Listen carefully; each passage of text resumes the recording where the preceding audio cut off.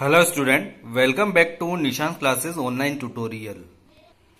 Hello student, this is Naveen Barodia, biology faculty of Nishan's classes, Kota Rajasthan. Last lecture में हमने जो पाचन तंत्र की क्रियाविधि थी इसका थर्ड चरण यानी तीसरा चरण जो लिया था वो था अवशोषण या एब्जॉर्प्शन। तीसरा चरण अवशोषण में हमने कार्बोहाइड्रेट के पहले अवयव यानी कि ग्लूकोज का जो है वो अवशोषण के बारे में अध्ययन किया था। उसके बाद कार्बोहाइड्रेट जो दो छोटे मॉलिक्यूल और में चेंज होता है वो है फ्रक्टोज और गैलेक्टोज। तो फ्रक्टोज जो है वो अलग तरह से अवशोषित होता है और गैलेक्टोज जो है वो ग्लूकोज की तरह ही एक्टिव ट्रांसपोर्ट के द्वारा अवशोषित करके लिम्फेटिक वेसल के अंदर उसको ट्रांसपोर्ट कर दिया जाता है या स्थानांतरित कर दिया जाता है। तो लास्ट लेक्चर में हमने ग्लूकोज का एक्टिव ट्रांसपोर्ट देख लिया था, उसी तरह सेम गैलेक्टोज का भी ट्रांसपोर्ट होगा। यहां पर सेकंड जो अवयव आता है वो है फ्रक्टोज। तो फ्रक्टोज का जो है वो अवशोषण फैसिलिटेड डिफ्यूजन के द्वारा होता है। तो फैसिलिटेड डिफ्यूजन क्या होता है कि किसी भी आयन का या मॉलिक्यूल का अधिक सांद्रता से कम सांद्रता की ओर किसी वाहक प्रोटीन के द्वारा स्थानांतरण को ही फैसिलिटेड डिफ्यूजन कहते हैं। तो फ्रक्टोज के एब्जॉर्प्शन और उसको ट्रांसफर करने के लिए एक वाहक या कैरियर प्रोटीन की आवश्यकता होती है जो जिस पर फ्रक्टोज जुड़कर प्लाज्मा मेम्ब्रेन से होते हुए लिम्फेटिक वेसल्स के अंदर रक्त में ट्रांसपोर्ट कर दिया जाता है। फैसिलिटेड डिफ्यूजन के द्वारा बड़े से बड़े मॉलिक्यूल या आयनों को एब्जॉर्ब या अवशोषित करके उनको आसानी से ट्रांसपोर्ट या स्थानांतरित किया जा सकता है। तो फ्रक्टोज जो है वो नेचर में हाइड्रोफोबिक होता है यानी कि जल विरोधी होता है, आसानी से जल में घुलता नहीं है। तो यहां पर जब लसिका यानी लिम्फेटिक वेसल के अंदर वो जब आएगा तो उसकी प्लाज्मा मेम्ब्रेन में जो लिपिड मॉलिक्यूल होते हैं उसके सिर जो है वो हाइड्रोफिलिक होते हैं यानी जल स्नेही अणुओं को ही वो अंदर आने देते हैं प्लाज्मा मेम्ब्रेन के और रक्त के अंदर स्रावित कर देते हैं। लेकिन क्योंकि फ्रक्टोज हाइड्रोफोबिक इन नेचर होता है तो यहां पर इनके द्वारा सीधा अवशोषित नहीं किया जा सकता। तो उसके लिए हमें एक कैरियर प्रोटीन या वाहक प्रोटीन की आवश्यकता होती है जो कि इस प्लाज्मा मेम्ब्रेन में ये कैरियर प्रोटीन अंदर धसी हुई होती है, क्योंकि हमें पता है कि प्लाज्मा प्रोटीन जो है वो लाइप्रो प्रोटीन की बनी होती है यानी कि लिपिड मॉलिक्यूल के बाई लेयर यानी दो डबल लेयर और उनके बीच में प्रोटीन इस तरह से धसे होते हैं। तो यहां पर जो है वो फ्रक्टोज मॉलिक्यूल जो है वो इस कैरियर प्रोटीन या वाहक प्रोटीन की एक्टिव साइट पर आकर जुड़ जाता है। अभी चैनल क्योंकि आहार नाल की तरफ खुले हुए हैं तो यहां पर सीधा फ्रक्टोज आएगा और इसकी एक्टिव साइट पर आकर जुड़ जाएगा।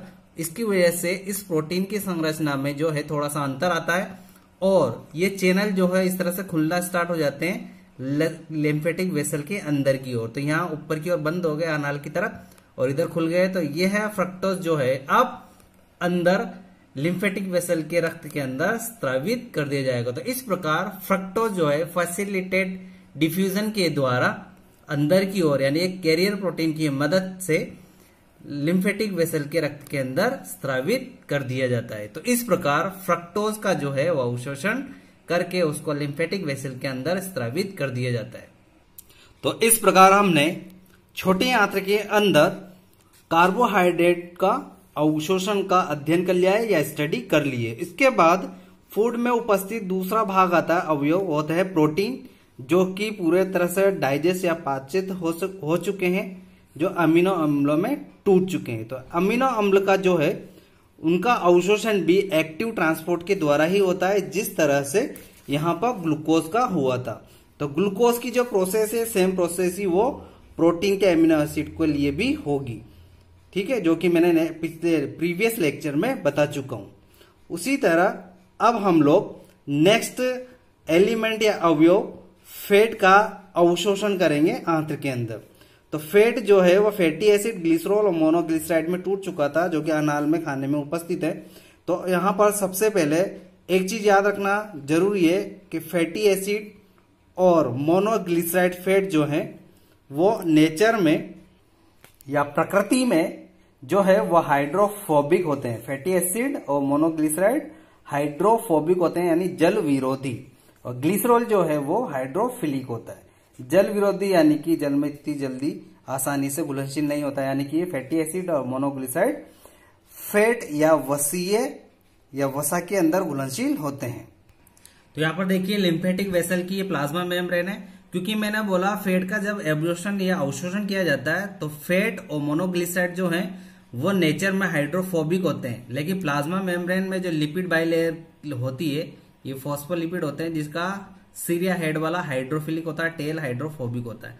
तो हाइड्रोफिलिक की वजह से यहाँ पर केवल हाइड्रोफिलिक मॉलिक्यूल ही आसानी से प्रवेश कर पाते हैं प्लाज्मा मेम्ब्रेन के अंदर, लेकिन फैटी एसिड और मोनोग्लिसराइड इन नेचर हाइड्रोफोबिक होते थे, यहां से आसानी से वो अंदर प्रवेश नहीं कर पाते हैं।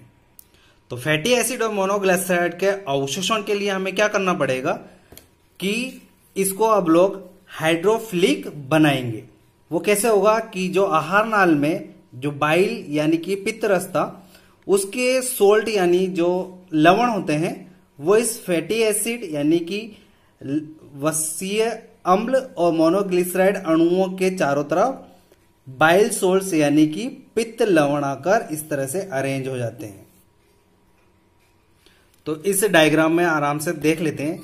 बीच में रेड कलर का जो मॉलिक्यूल है उसको तो बोलेंगे हम लोग फैटी एसिड या मोनोग्लिसराइड का अणु, जिसके चारों ओर जो है वो हेड ब्लैक कलर का जो दिख रहा है पूंछ और हेड, ये वाला भाग जो होता है बाहर, इसको बोलते हैं हम लोग बाइल सोल्ट। ये यहाँ पर देखिए ये लाल कलर का जो है यहाँ पर बीच में ये तो है फैटी एसिड या मोनोग्लिसराइड, और ये जो बाहर की ओर जो बाइल सोल्ट इस पर जुड़े हुए हैं जो इस लवण को हाइड्रोफिलिक बना देते हैं अब वो होते हैं यहाँ पर बाइल सोल्ट। ये हेड वाला भाग है, ये टेल वाला भाग है। तो यहाँ पर जो बाइल सोल्ट है इसका हेड वाला भाग जो होता है हाइड्रोफिलिक होता है और टेल वाला भाग होता है हाइड्रोफोबिक। तो अब ये पूरा जो अणु बना है ये जो है वो मिसेल्स कहलाता है, जिसमें फैटी एसिड या मोनोग्लिसराइड अणु और बाहर की ओर परिधि की ओर बाइल सोल्ट्स आकर डिपोजिट हो गए हैं। तो ये मिसेल्स अब हाइड्रोफिलिक बन गया है। तो यहाँ पर बाइल जो आंतरिक भित्ति है उसके द्वारा आसानी से अब अवशोषित किया जाएगा। तो आंतरिक भित्ति में जो माइक्रोविलाई थी ये एक बड़ी माइक्रोविलाई बना दी है मैंने यहाँ पर, जो प्रीवियस डायग्राम में देखा था हमने आहार नाल और यहाँ पर छोटी छोटी सी माइक्रोविलाई बनाई थी, वो देख लीजिए दोबारा। ये है वो आहार नाल और इसमें ये माइक्रोविलाई दिख रही है, तो ये वाला मैंने बड़ा बना दिया है, ये देख लीजिए। तो ये बड़ी माइक्रोविलाई है और ये अंदर इस विलाई के अंदर जो है वो होती है लिम्फेटिक वेसल। तो यहाँ पर अब ये मिसल जो है ये माइक्रोविलाई कोशिका के द्वारा अंदर की ओर फेगोसाइटोसिस अभिक्रिया द्वारा यहाँ पर अंदर की ओर ग्रहण की जाएगी। तो जब मिसल्स को माइक्रोविलाई के द्वारा अंदर लिया जाएगा तो यहाँ पर एक कप लाइक स्ट्रक्चर बन जाती है और इसके द्वारा इसको अंतर्ग्रहित किया जाता है। तो इस अभिक्रिया को हम लोग पिनोसाइटोसिस कहते हैं, क्योंकि यहाँ पर जो फैटी एसिड और मोनोग्लिसराइड है वो सेमी लिक्विड होते हैं, अर्धठोसीय। तो अर्धठोसीय पदार्थ को इस तरह से अवशोषित करना या अंदर निगलना इसको पिनोसाइटोसिस अभिक्रिया कहा जाता है।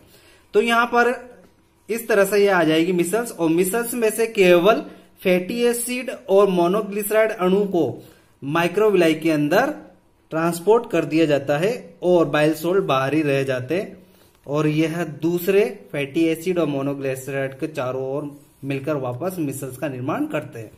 तो फैटी एसिड और मोनोग्लिसराइड अणु अंदर आ गए हैं, क्योंकि माइक्रोविलाई के अंदर जो एंडोप्लाज्मिक रेटिकुलम होती है, रफ या स्मूथ या चिकनी एंडोप्लाज्मिक रेटिकुलम या अंतःद्रव्य जालिका, उसके अंदर प्रवेश करेंगे और अंतःद्रव्य जालिका के द्वारा जब ये बाहर निकलेंगे एक्सोसाइटोसिस अभिक्रिया द्वारा, तो इनके चारों ओर एक प्रोटीन का आवरण बना दिया जाएगा।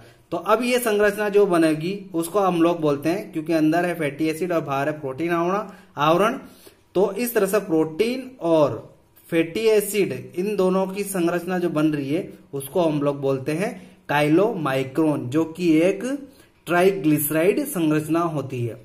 अब इसे एक्सोसाइटोसिस के द्वारा इस माइक्रोविलाई कोशिका से बाहर त्याग दिया जाता है और विलाई के अंदर यह लिम्फेटिक वेसल में अंदर ट्रांसपोर्ट कर दिया जाता है, जो इसकी प्लाज्मा मेम्ब्रेन के द्वारा होती हुई अंदर रक्त में चली जाएगी। तो इस प्रकार फैटी एसिड और मोनोग्लिसराइड का अवशोषण माइक्रोविलाई द्वारा यानी आंतरिक भित्ति द्वारा कर आंतरिक भित्ति के अंदर उपस्थित लिम्फेटिक वेसल या लसिका केशिकाओं के अंदर भेज दिया जाता है।